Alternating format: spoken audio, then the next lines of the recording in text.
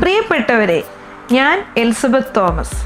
ആതുര സേവന രംഗത്ത് ജോലി ചെയ്യുന്ന എനിക്ക് ഇന്ന് ലോകം നേരിട്ടുകൊണ്ടിരിക്കുന്ന മഹാവിപത്തായ ഈ മാരക രോഗഭീഷണിയിൽ എൻ്റേതായ സേവനം ദൈവകൃപയാൽ നടത്തിക്കൊണ്ടു പോകുവാൻ സാധിക്കുന്നതിൽ ദൈവത്തിന് ആയിരം സ്തുതിസ്തോത്രങ്ങൾ അർപ്പിക്കട്ടെ.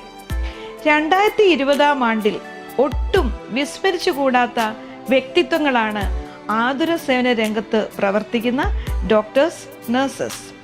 പ്രിയപ്പെട്ടവരുടെ സമർപ്പിത പ്രവർത്തനങ്ങൾ നമ്മുടെ രോഗികളായ സഹോദരങ്ങൾക്ക് ജീവന്റെ നിലനിൽപ്പിനും ഏറെ ആശ്വാസത്തിനും കാരണമാകുന്നുണ്ടല്ലോ.